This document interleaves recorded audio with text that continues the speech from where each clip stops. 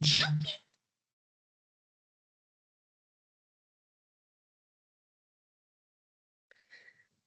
terima kasih.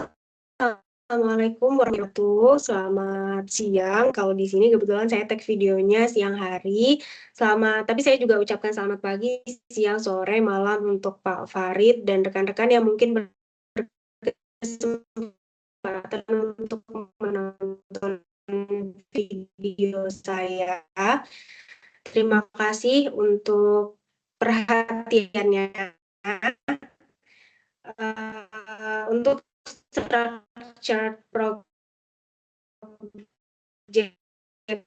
kali ini saya mengambil judul Pekayan. Oke, nanti akan saya jelaskan. Izinkan saya memperkenalkan diri terlebih dahulu. Perkenalkan, nama saya Titis Rahmaulandari. Ini saya 240201020349. Saya dari program studi S1 PJJ Manajemen Universitas Cyber Asia.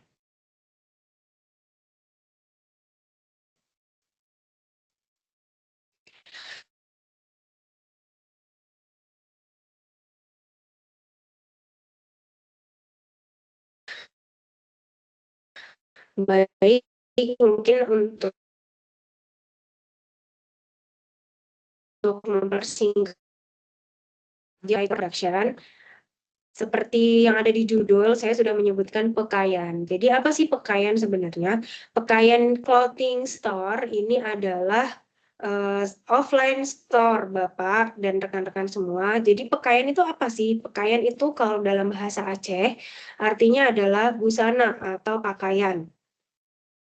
Nah, Pekayan merupakan toko offline store di sebuah pasar yang terkenal di Aceh, yaitu Pasar Aceh. Pekayan ini menjual berbagai jenis pakaian, antara lain ada pakaian untuk wanita muslimah, ada mukena, ada sarung, ada baju koko, ada pakaian untuk muslim anak-anak, baik anak-anak laki-laki dan anak-anak perempuan, ada jilbab, ada baju adat Aceh dan sebagainya. Baju adat Aceh dalam hal ini tuh baju muslimah, tapi ada sentuhan-sentuhan adat Acehnya gitu, ada gambar-gambar pintu Aceh dan lain sebagainya. Kita langsung aja masuk ke yang pertama akan kita bahas adalah mengenai analisis of market trends and consumer behavior atau analisis tren pasar dan perilaku konsumen. Di analisis ini ada 3 hal yang akan kita lihat atau kita identifikasi.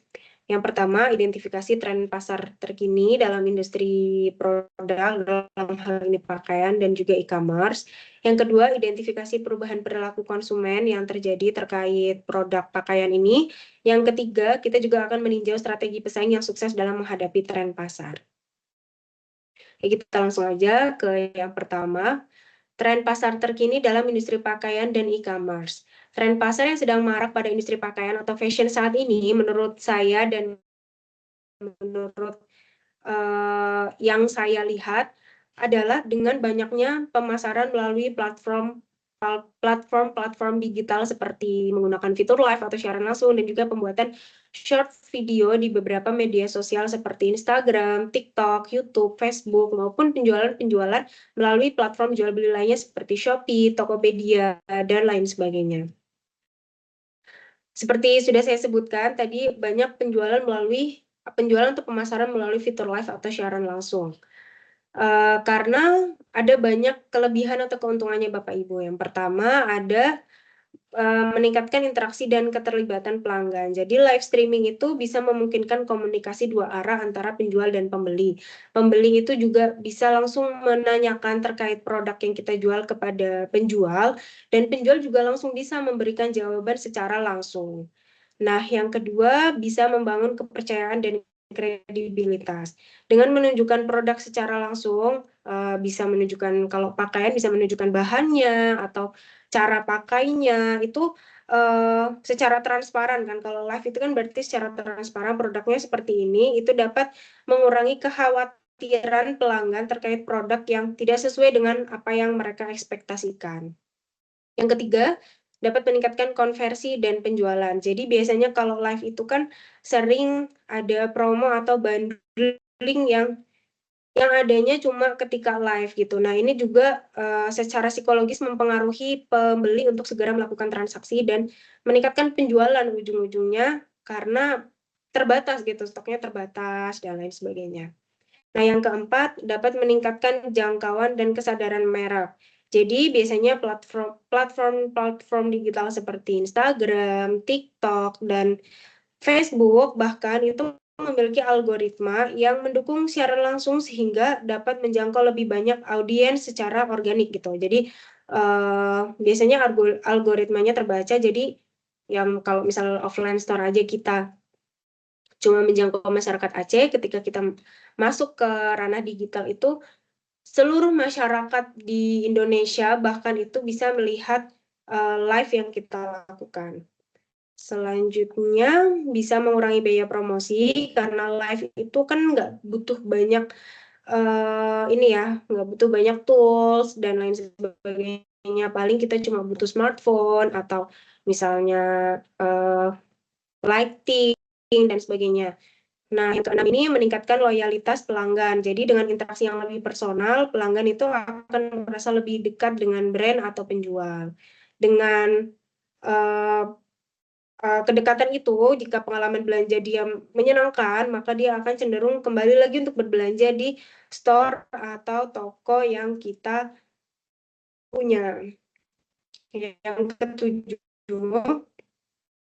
mempermudah demonstrasi produk seperti yang sudah saya sebutkan. Jadi kalau misal pakaian itu, pakaian kan macam-macam ya Bapak Ibu, misalnya rok lilit atau jilbab. Jilbab itu kan satu produk itu ada berbagai cara pemakaian gitu. Nah, di fitur live ini juga penjual itu lebih mudah menunjukkan cara penggunaan yang baik gitu. Misalnya jilbab pasmina gitu, itu kan bisa digunakan dengan berbagai model. Itu bisa langsung ditunjukkan ketika live streaming berlangsung.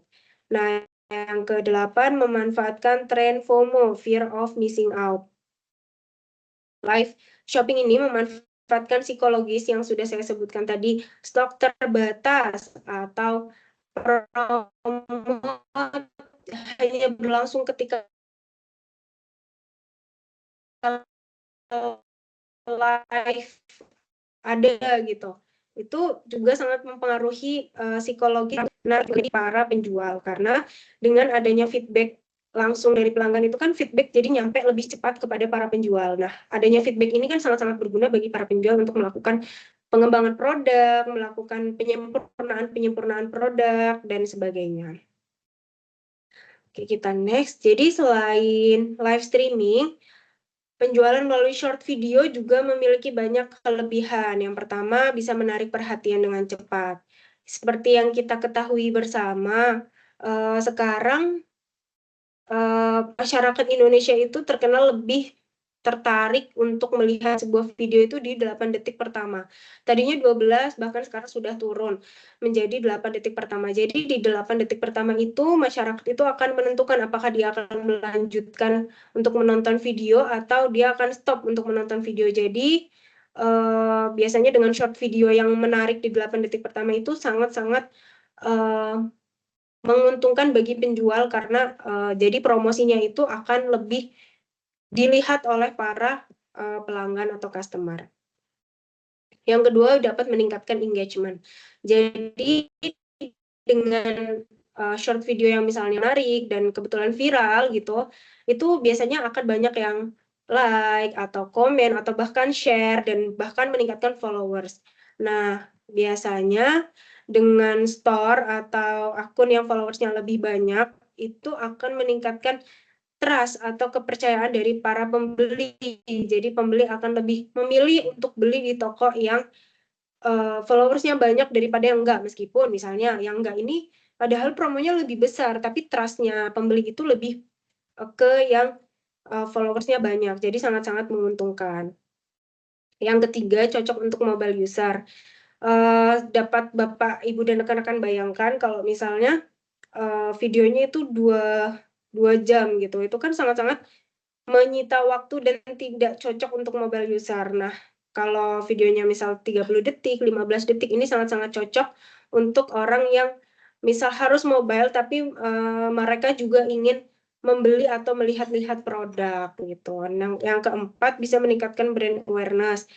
Tadi juga sama dengan siaran langsung dengan short video yang menarik, bisa cepat viral dan bisa menjangkau lebih banyak orang, sehingga ketika sudah menjangkau lebih banyak orang, orang-orang at least tahu gitu adanya atau keberadaan brand kita atau store kita. Yang kelima, mudah dibagikan ke banyak platform. Jadi untuk media sosial seperti Instagram, TikTok, Facebook itu kan punya keterbatasan ya Bapak Ibu. Jadi mereka cuma bisa nge-share video yang maksimal mungkin 3 menit, 1 menit, dan lain sebagainya. Bayangkan kalau misal 2 jam itu tidak akan bisa di-share ke platform-platform yang tadi saya sebutkan. Nah, yang keenam itu juga sama dengan siaran langsung. Dalam short video juga dapat memperjelas fungsi dan keunggulan produk. Yang ketujuh, hemat biaya produksi juga, karena bayangkan jika dibandingkan dengan pembuatan video panjang yang pasti kreativitasnya dibutuhkan lebih banyak, terus peralatannya juga dibutuhkan lebih komplit dan lebih detail gitu. Sedangkan kalau misal short video untuk 30 detik itu cuma menggunakan peralatan-peralatan yang sederhana dan maksudnya bisa kita jangkau gitu. Yang penting itu ke kreativitasnya. Yang kedelapan, dapat meningkatkan penjualan juga, sama seperti dengan siaran langsung. Yang kesembilan, meningkatkan SEO dan algoritma media sosial. Jadi video pendek itu sering banget diprioritaskan dalam algoritma platform seperti TikTok dan Instagram serta Facebook. Jadi semakin banyak interaksi yang didapat, maka semakin tinggi juga peluang video muncul di halaman orang lain gitu, FYP-nya atau berandanya para customer kita. Nah, yang terakhir itu cocok untuk kolaborasi dengan influencer. Jadi seperti yang kita ketahui bersama, kalau kita lihat influencer zaman sekarang itu lebih banyak membuat short video dan juga story ya Bapak Ibu, ketika dia mempromosikan produk-produk, misal pakaian dan lain sebagainya, mereka lebih sering untuk story atau membuat short video. Oke, next. Jadi setelah kita tahu terkait tren pasar yang ada, kita juga menganalisis perubahan perilaku konsumen yang terjadi terkait pakaian. Jadi, Bapak Ibu, saya juga mengutip beberapa artikel yang nasibnya sama juga dengan pakaian, karena kebetulan sama-sama di Aceh. Jadi banyak juga seperti yang bisa kita baca bersama, pedagang pakaian di Pasar Ketapang Aceh Besar mengeluh sepi pembeli. Ada juga dampak TikTok Shop, omset pedagang pasar Aceh turun drastis. Ini kebetulan kita sama-sama berjualan di Pasar Aceh, dan lain sebagainya. Ini cuma saya kutip 3 aja. Bahkan data dari BPS, Bapak Ibu dan teman-teman, mengatakan bahwa sebanyak 15% dari total penduduk lebih memilih. Makanya bahkan menyatakan tahun 2020 lebih dari separuh penduduk Indonesia beralih ke ranah digital.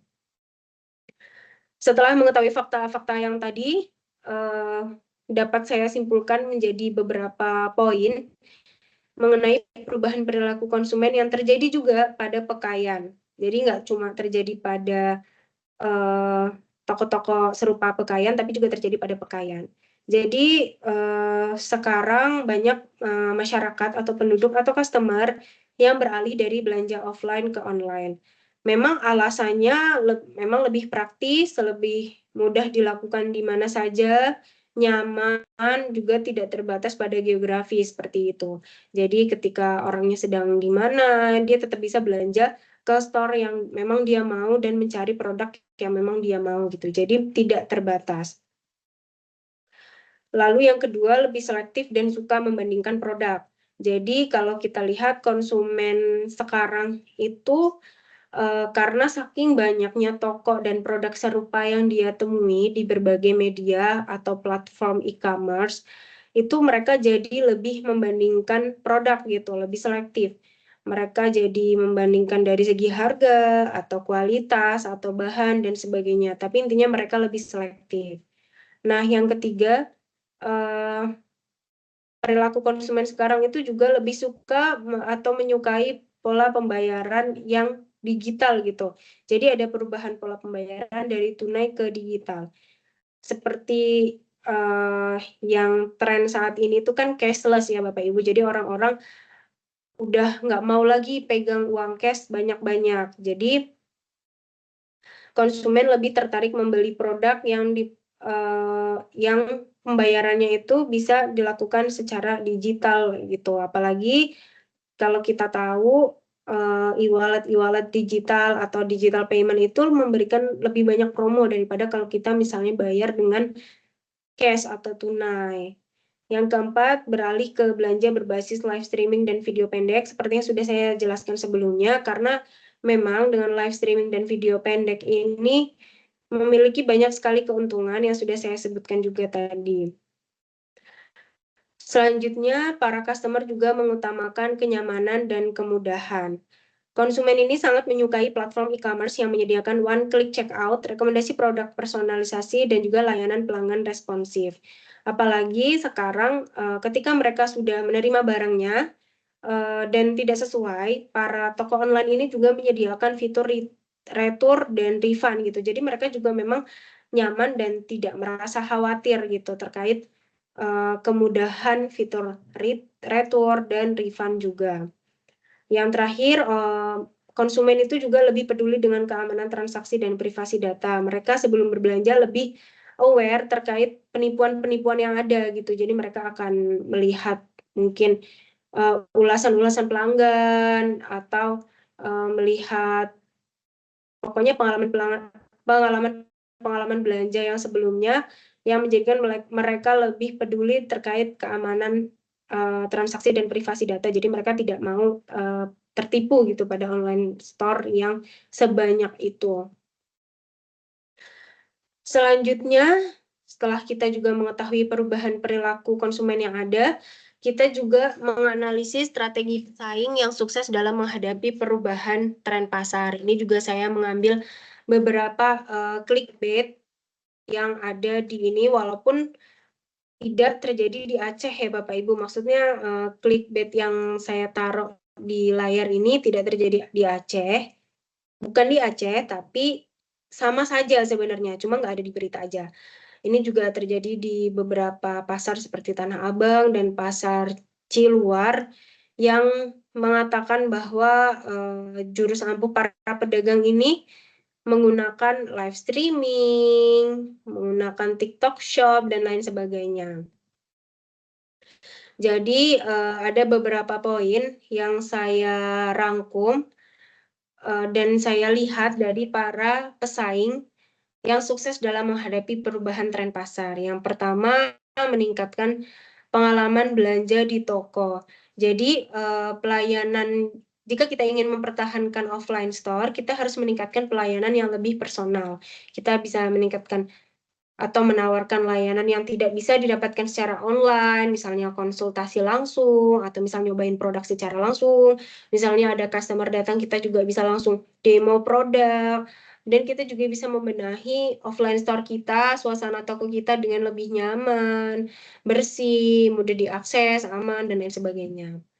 Karena sebagai customer juga, saya juga tetap membutuhkan untuk jalan-jalan ke offline store ya Bapak dan rekan-rekan, karena istilahnya sekarang cuci mata gitu, window shopping gitu. Jadi memang tetap dibutuhkan untuk ke offline store, makanya kita harus membenahi agar pengalaman belanja para customer kita menyenangkan.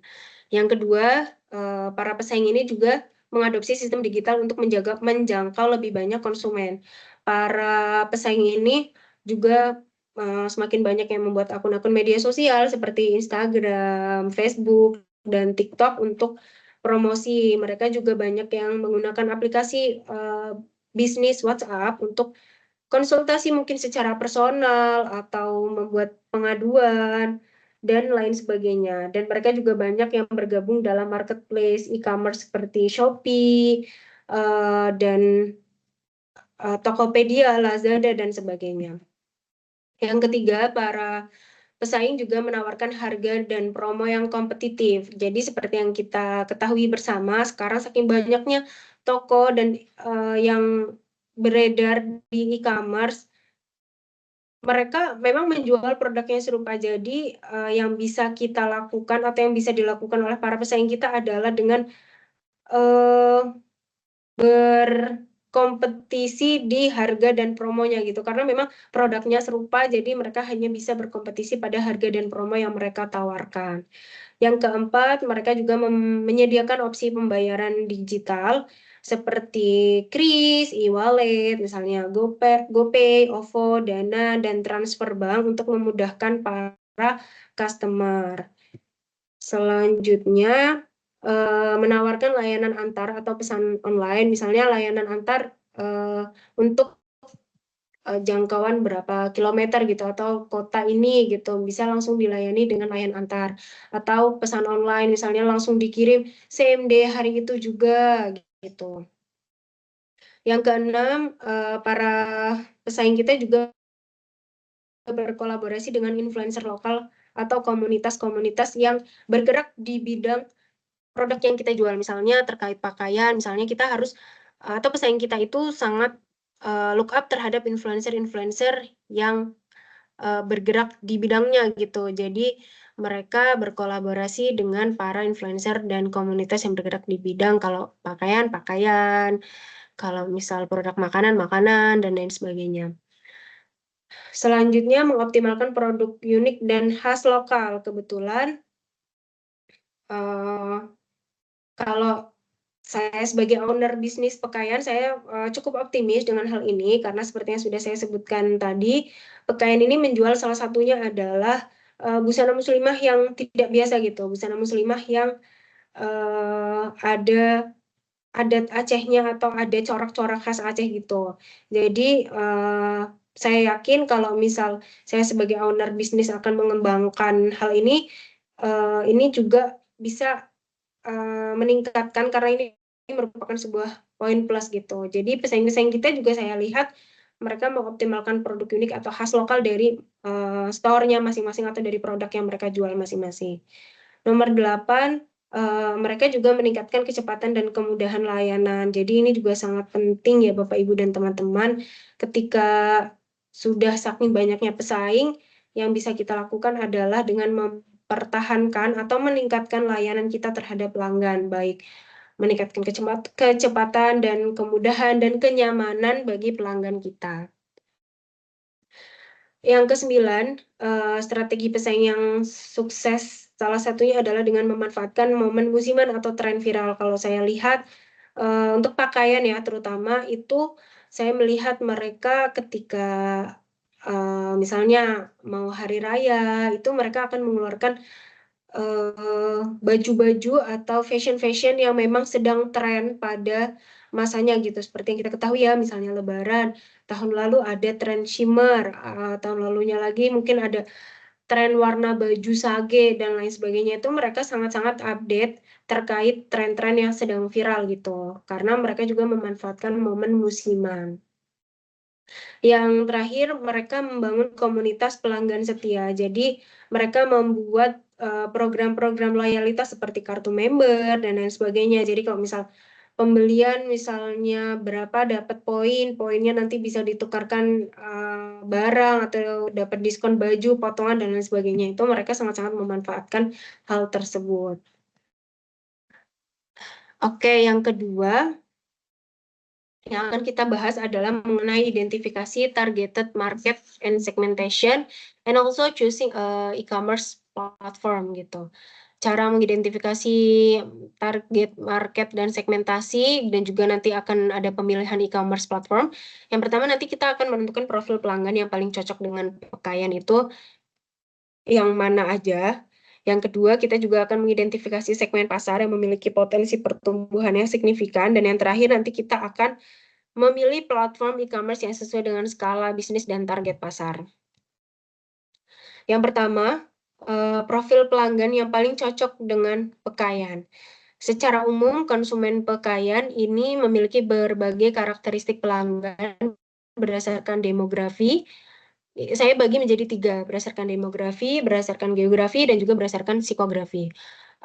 Oke, kita langsung next aja. Kalau berdasarkan demografi ini juga saya bagi-bagi menjadi 4, berdasarkan jenis kelaminnya, berdasarkan usia, berdasarkan pekerjaan, dan berdasarkan pendapatan.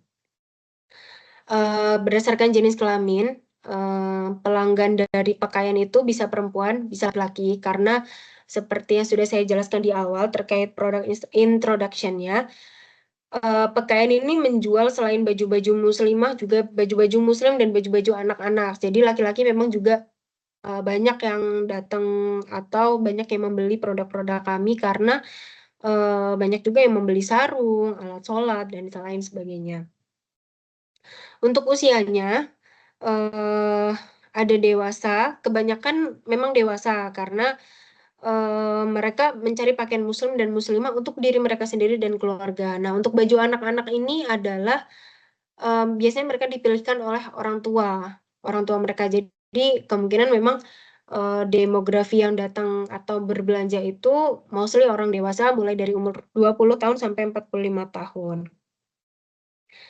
Yang ketiga, kalau berdasarkan pekerjaan nih bisa dilihat ada berbagai jenis, misalnya ibu rumah tangga yang ingin tampil syar'i sambil memilih pakaian untuk anak. Ada juga pekerja kantoran nih, baik laki-laki atau perempuan, dan juga pebisnis yang tetap ingin berpenampilan islami namun modern, dan juga keluarga-keluarga muda. Jadi apapun pekerjaannya, jika keluarga muda yang ingin berpakaian sarimbitan atau serasi dengan keluarga dan anaknya, itu banyak juga yang datang atau membeli ke store kami. Nah, jika berdasarkan pendapatan ini juga dari pendapatan menengah ke bawah dan juga bisa menengah ke atas gitu, karena produk kami ini sangat-sangat heterogen ya, Bapak, Ibu, dan rekan-rekan, dari yang murah ada, mau yang mahal juga ada. Jadi semua kelas pendapatan itu bisa masuk dan bisa membeli ke produk atau store yang kami jual. Nah, selanjutnya berdasarkan geografi ini, berdasarkan lokasi dan lingkungannya, ini di masyarakat perkotaan dan pedesaan dengan cenderung pada wilayah yang memiliki komunitas Muslim yang kuat. Seperti yang sudah saya sebutkan, kami dari Banda Aceh, dan kebetulan Banda Aceh itu memang terkenal dengan Islamnya yang kuat. Banda Aceh memang perkotaan, tapi yang datang ke store, karena kan kami di Pasar Aceh, itu nggak cuma orang perkotaan, bahkan orang-orang pedesaan dari luar Banda Aceh, di Aceh Kabupaten gitu, atau bahkan dari luar negeri itu sering datang. Kenapa? Karena lokasi kita itu sangat dekat dengan Masjid Raya Baitur Rahman. Jika Bapak, Ibu, dan rekan-rekan mengetahui, jadi Masjid Raya Baitur Rahman ini merupakan salah satu tempat yang harus dikunjungi gitu. Harus dikunjungi oleh para wisatawan, entah dari luar negeri maupun dari dalam negeri, jika ke Aceh gitu kan, wisata Islamiyahnya di situ. Nah, ini sangat-sangat dekat dengan Pasar Aceh di mana toko kita berada gitu. Jadi bisa memang jalan kaki aja.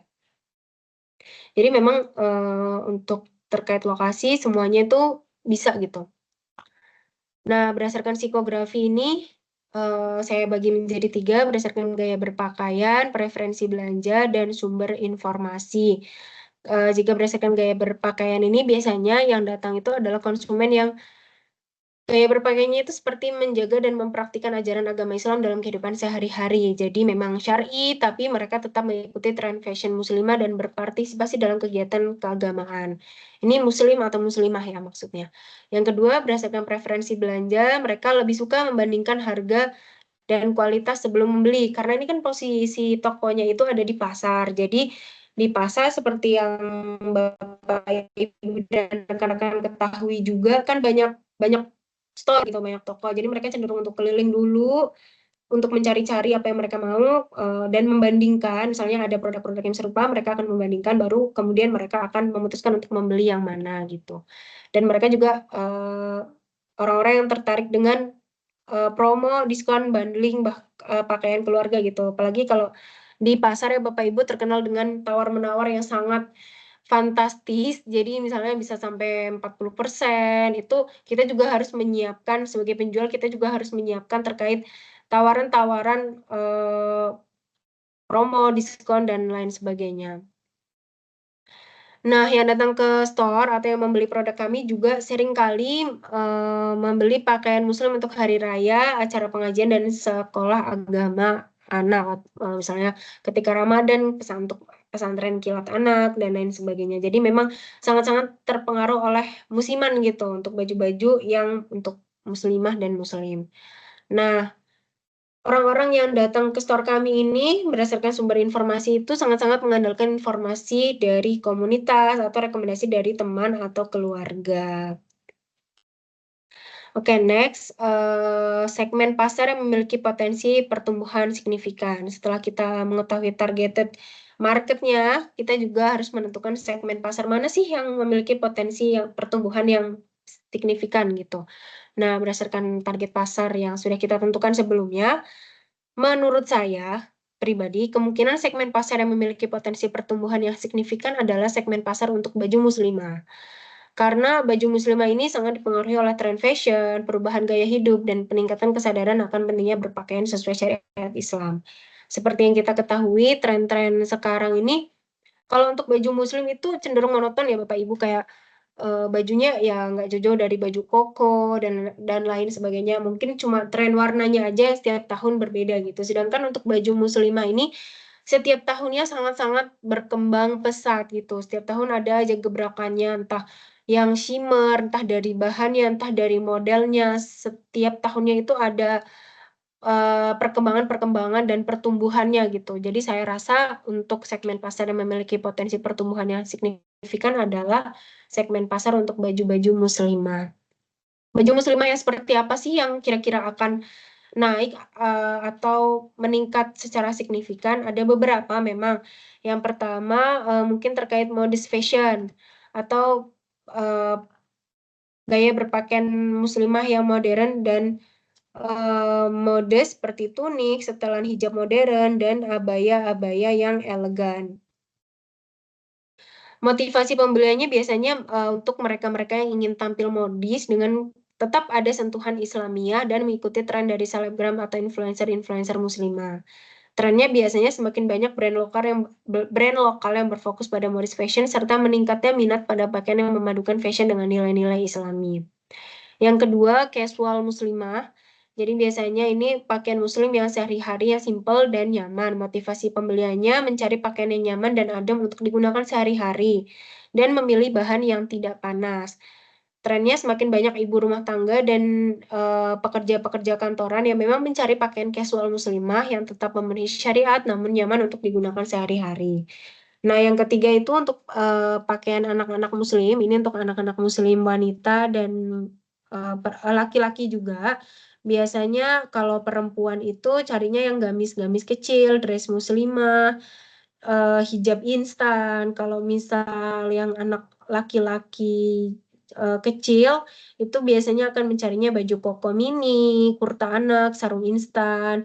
Nah, biasanya orang tua ini akan mencari pakaian yang nyaman dan praktis untuk anak-anak dan biasanya bahkan memadupadankan dengan pakaian orang tuanya gitu. Jadi entah warnanya dipadupadankan bahkan modelnya itu disamakan gitu. Biasanya terdapat peningkatan permintaan pakaian muslim untuk anak-anak terutama ketika menjelang hari raya, acara pengajian dan acara sekolah keagamaan gitu. Semoga terlihat ya Bapak Ibu. Nah, selanjutnya budgetnya ini bisa middle class, bahkan premium class gitu. Nah, untuk middle class biasanya mengutamakan keseimbangan antara harga dan kualitas. Untuk premium class biasanya memang untuk produk branded atau custom dengan bahan premium. Jadi kalau kami lihat sekarang itu trennya adalah udah nggak lagi nyari mana yang paling murah gitu, tapi nyari yang yang mana yang worth it gitu antara harga dengan bahan dan kualitas yang ditawarkan gitu. Jadi mereka middle class, premium class mereka oke-oke aja asalkan worth it gitu. Motivasi pembeliannya biasanya ingin tetap berpakaian sesuai syariat namun tetap nyaman, stylish, mencari pakaian yang sopan dan sesuai ajaran agama. Trennya sekarang semakin banyak brand lokal juga yang menawarkan pakaian muslim dengan desain eksklusif serta peningkatan kesadaran akan kualitas dan kenyamanan bahan. Nah, yang terakhir ini segmen baju, biasanya mereka yang akan meningkat ini biasanya mereka mencari inspirasi-inspirasi dari selebgram ataupun influencer muslimah. Semoga terlihat ya Bapak Ibu. Jadi biasanya motivasi pembeliannya adalah mengikuti tren dari selebgram dan influencer muslimah di Instagram, TikTok, YouTube, dan lain sebagainya untuk pakaian muslim untuk hari raya, pengajian, dan atau acara keluarga. Trennya pertumbuhan platform media sosial dan kolaborasi dengan influencer yang memiliki audiens sesuai dengan target pasar kita gitu. Jadi yang mereka lihat itu biasanya atau yang kita lihat itu biasanya influencer-influencer yang sesuai gitu dengan apa yang kita mau gitu. Misalnya untuk muslimah, untuk baju-baju muslim dan muslimah itu biasanya yang kita lihat adalah influencer-influencer yang berhijab gitu-gitu. Seperti Adinda Amira misalnya dan lain sebagainya. Kalau di Aceh untuk influencer lokal juga memang mostly berhijab ya Bapak Ibu karena ada aturan tersendiri di Aceh untuk semua muslim dan muslimah itu memang diwajibkan untuk berhijab. Oke, selanjutnya menentukan target pasarnya, menentukan segmentasi pasar, mana yang signifikan pertumbuhannya, kita juga harus menentukan atau memilih platform e-commerce mana sih yang sesuai dengan skala bisnis dan target pasar. Harus pasar melalui beberapa jenis e-commerce antara lain. Nah, ada 4 yang saya berusaha atau inginkan untuk dilakukan penetrasi gitu. Yang pertama melalui Shopee. Kenapa? Karena biayanya rendah, mudah digunakan dan memiliki banyak pengguna aktif. Bahkan berdasarkan banyak riset, Shopee ini pengguna aktifnya paling banyak Bapak Ibu dibandingkan yang toko sebelahnya gitu.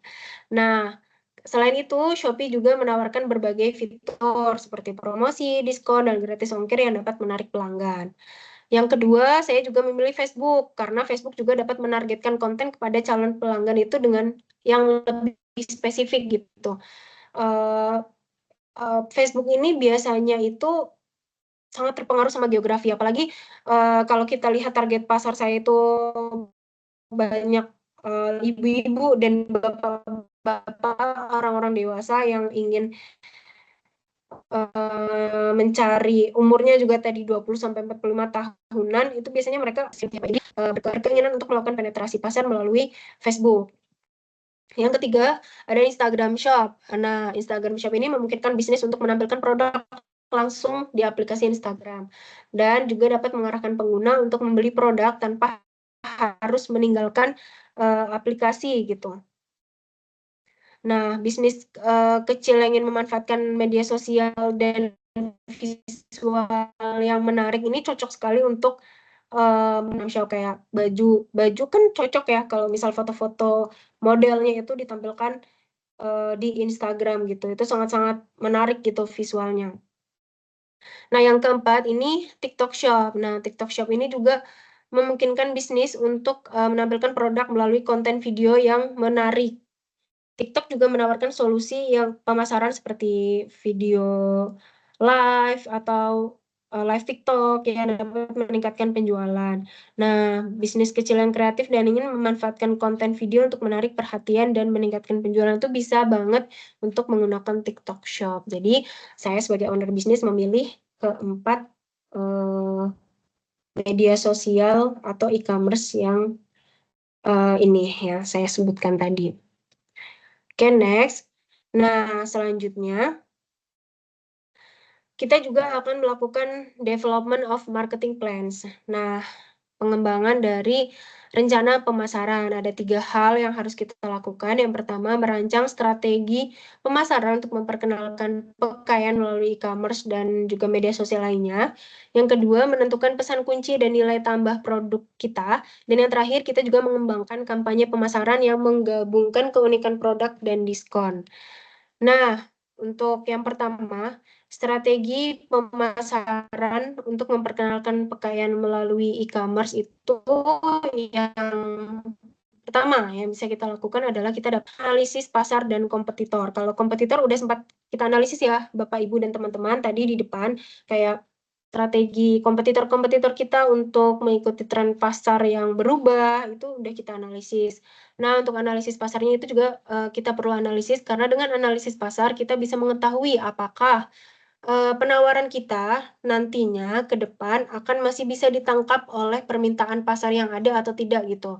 Dengan tahu misalnya udah nggak bisa, berarti kita tahu kebijakan apa yang harus kita ambil untuk toko kita. Atau bahkan misalnya mengurangi penawaran kita untuk produk A, tapi meningkatkan produk B, dan lain sebagainya itu dapat kita sesuaikan dengan analisis pasar yang ada.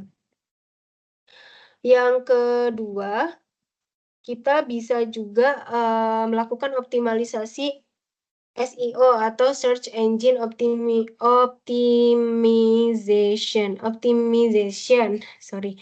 Nah, penggunaan kata kunci yang relevan di deskripsi produk, judul, dan meta tag itu lebih mudah ditemukan di mesin pencari atau Search Engine Optimization itu. Jadi, orang-orang akan lebih mudah untuk menemukan produk-produk dan store yang diinginkan oleh mereka. Jadi bisa jadi salah satunya adalah store kita dengan cara kita menuliskan semua meta tag yang ada pada produk-produk dan store kita. Yang ketiga, kita juga harus sering-sering membuat konten yang menarik. Kontennya harus yang informatif seperti blog, video, dan infografis yang menjelaskan keunggulan-keunggulan pakaian. Konten yang berkualitas tinggi itu dapat menarik perhatian dan membantu dalam membangun kepercayaan para customer kita. Yang keempat, kita juga harus banyak-banyak menggunakan media sosial gitu, memanfaatkan platform media sosial untuk mempromosikan produk. Nah, sebanyak-banyaknya media sosial kalau bisa, dan harus reguler dan apa ya, konstan gitu. Jadi misalnya udah ditargetkan 2 hari sekali harus update video atau postingan, atau misalnya setiap hari sehari minimal berapa kali harus update story, itu harus harus konstan gitu, harus tetap, dan harus pokoknya harus konstan. Nggak boleh tidak disiplin gitu, harus disiplin. Nah, yang kelima itu influencer marketing.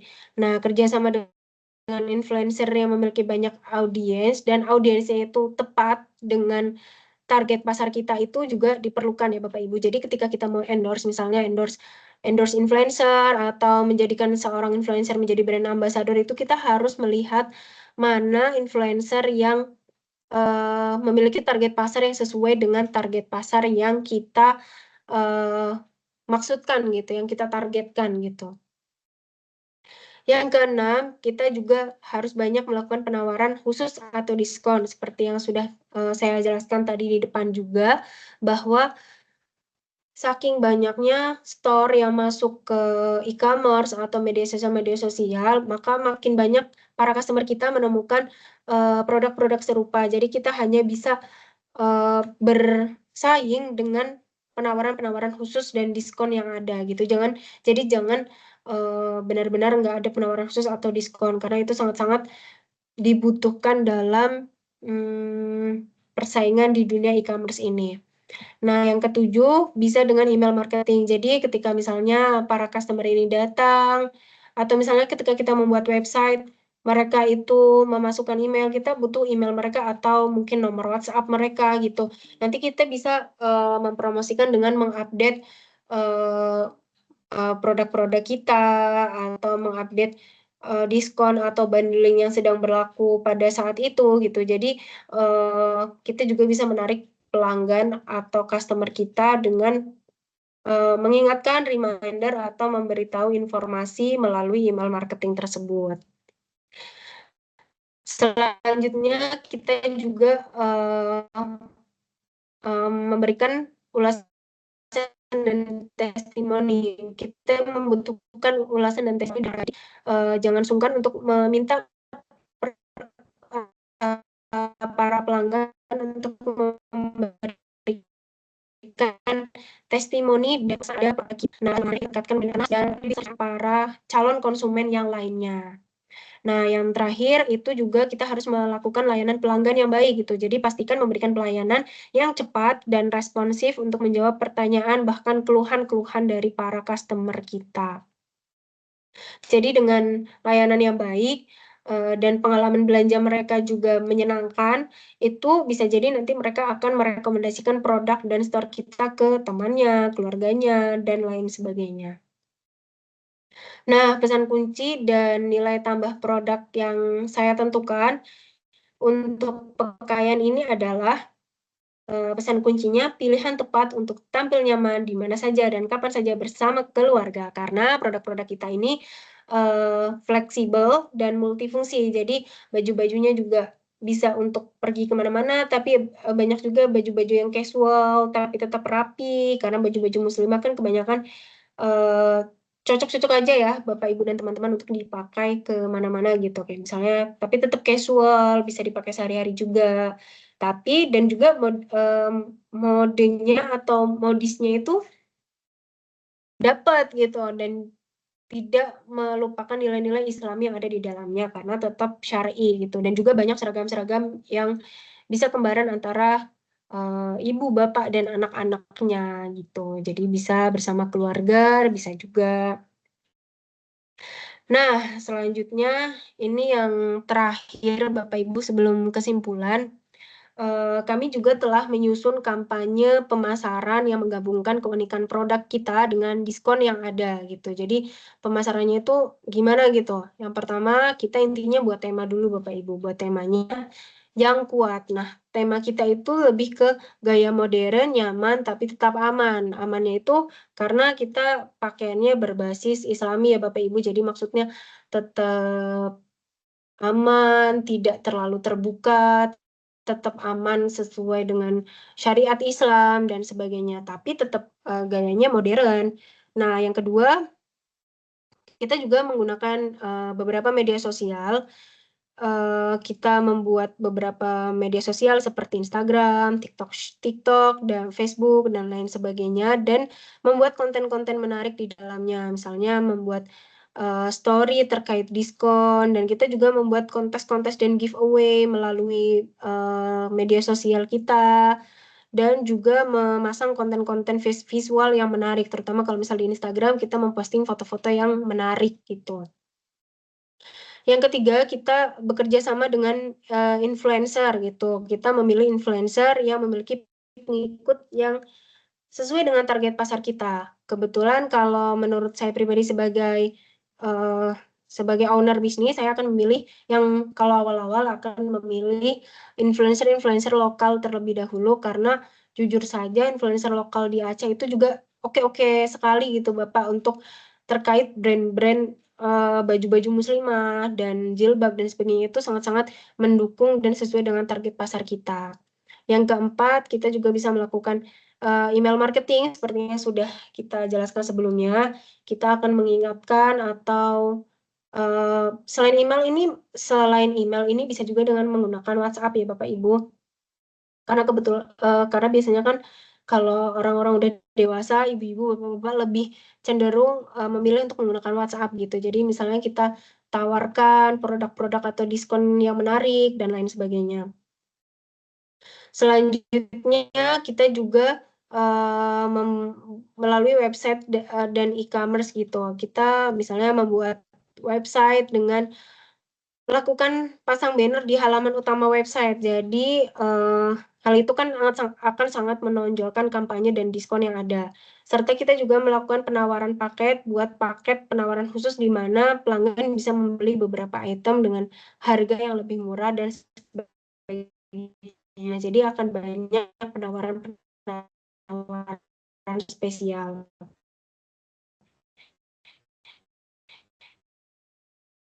yang akan kita cantumkan dalam artikel dan blog, misalnya tentang pentingnya berpakaian yang syar'i dengan gaya yang tetap modern, atau bagaimana tips dan trik membuat konten berupa tutorial padu padankan pakaian syar'i atau cara menggunakan jilbab dengan tetap modis dan lain sebagainya.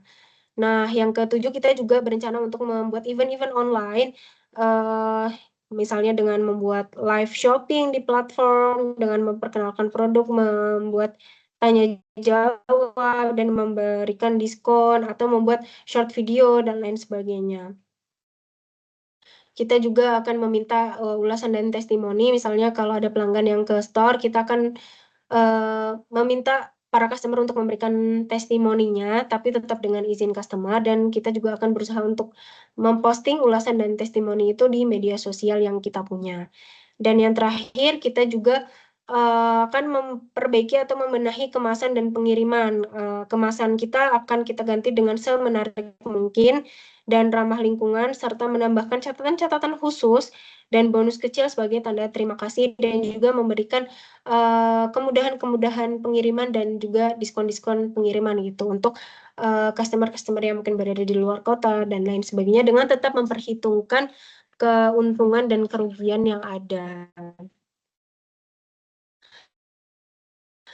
Oke, jadi ini betul-betul yang terakhir, Bapak Ibu, dari semua yang telah kita jelaskan tadi, ada 3 kesimpulan utama. Yang pertama, berdasarkan analisis tren pasar dan perilaku konsumen terhadap pakaian, dapat ditarik kesimpulan bahwa memang terdapat perubahan perilaku konsumen pada bisnis fashion, sehingga sebagai owner bisnis, saya dan kami semua para owner bisnis harus dapat beradaptasi dengan tren pasar yang ada, karena tadi kita sudah jelaskan perubahan perilaku konsumen apa aja, terus tren pasar terkininya itu apa aja.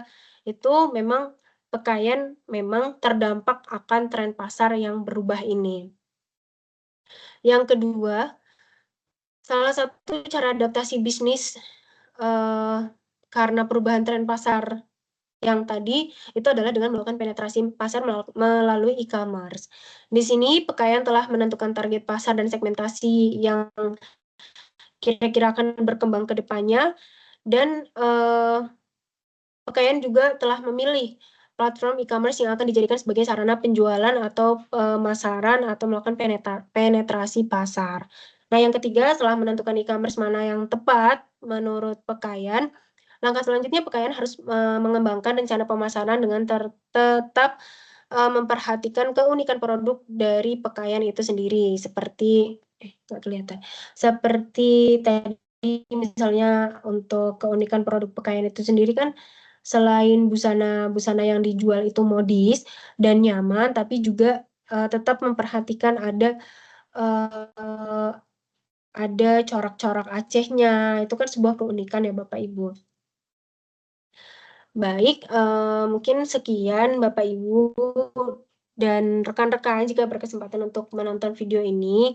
Terima kasih atas perhatiannya. Semoga ilmu dan structure project yang saya sampaikan ini bermanfaat bagi kita semua. Terima kasih Bapak. Maaf jika ada salah kata dan banyak yang masih keliru. Saya mohon maaf tulus-tulusnya. Terima kasih. Wassalamualaikum warahmatullahi wabarakatuh. Terima kasih.